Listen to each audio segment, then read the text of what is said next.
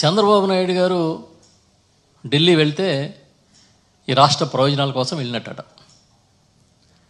జగన్మోహన్ రెడ్డి గారు వెళ్తే ఆయన సొంత ప్రయోజనాలకు వెళ్ళినట్టట ఆయన చెప్తారు.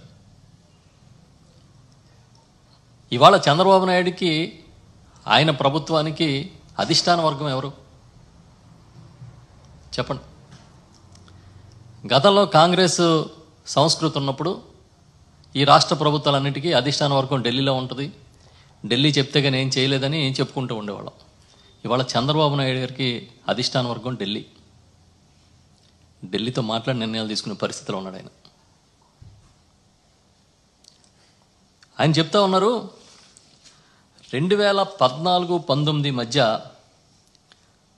చాలా అద్భుతాలు ఆయన చేసినట్టుగా, ఆర్థిక వ్యవస్థని చాలా గాడిలో పెట్టినట్టుగా, 2019-24 మధ్య దీన్ని ఏదో నాశనం చేసినట్టుగా చెప్తా ఉన్నారు. సో ముందు ఒక విషయాన్ని మాట్లాడదాం. మన విభజన చట్టం ప్రకారం రిసోర్స్ గ్యాప్ ఫండింగ్ అనేది కేంద్ర ప్రభుత్వం చేయాలి. మనకి అలా చేయాల్సి వచ్చినప్పుడు అప్పుడున్న లెక్కల ప్రకారం 17,000 కోట్ల రూపాయలు మన ఆంధ్రప్రదేశ్కి రావాల్సి ఉంది. అప్పట్లో ప్రత్యేక ప్యాకేజీలని పండగ చేసుకుంటున్న రోజుల్లో చంద్రబాబు నాయుడు గారు 5 ఏళ్ల కాలంలో ఆయన తీసుకొచ్చిన రిసోర్స్ గ్యాప్ ఫండింగ్ 3,900 కోట్లు.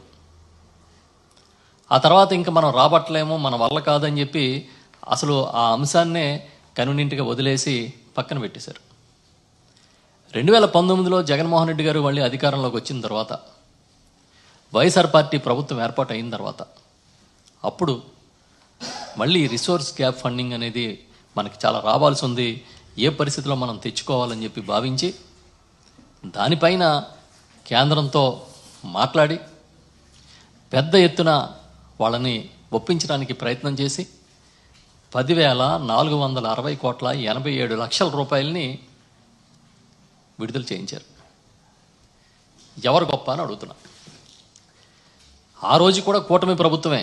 2014లో కూడా Telugu Desam party, BJP party, Janasena party 3 పార్టీల్లో కలిపి ఎన్నికల్లో పోటీ చేసినాయి. జనసేన అభ్యర్థులను పెట్టకుండా మద్దతు ఇచ్చారు.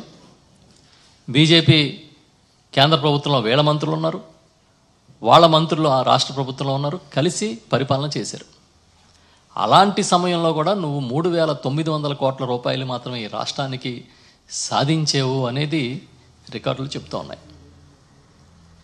అదే జగన్మోహన్ రెడ్డి గారు సుమారుగా 10,500 కోట్ల రూపాయలు సాధించారంటే ఎవరు బాగా పనిచేసినట్టు, ఎవరు ఈ రాష్ట్ర ప్రయోజనాల కోసం గట్టిగా నిలబడినట్టు?